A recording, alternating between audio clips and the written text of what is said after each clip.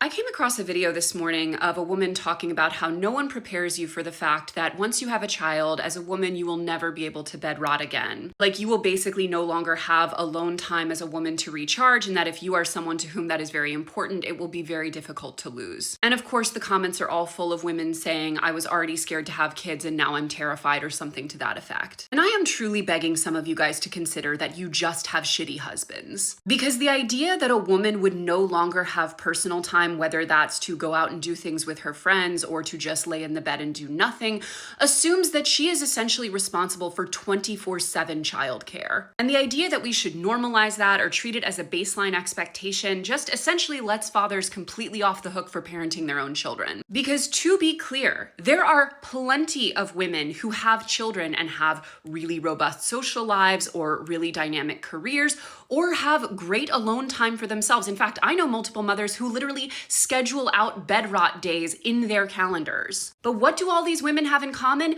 They have a partner at home who is an actual partner, who views it as a completely equal responsibility to care for those children and not just as helping out the mom from time to time. When we talk about the stats around women being better off leaving marriages, this is exactly what we're talking about. The elevated reported happiness and fulfillment and free time and energy and all of these things are because so many women are gaslighting themselves into a completely unfair, unequal partnership in which they're essentially raising their own kids plus the adult toddler that they married instead of having 50% of the load taken off of them. And listen, some people will never leave those dynamics, even when they have the financial means to do so. But the least we can do is not normalize this kind of thing for all of the women who have yet to even get into a relationship. Whether online or in person, this age-old dynamic of women bonding and commiserating over having shitty husbands who don't do enough and the burdens of life that are totally imposed by these men, like, we gotta stop.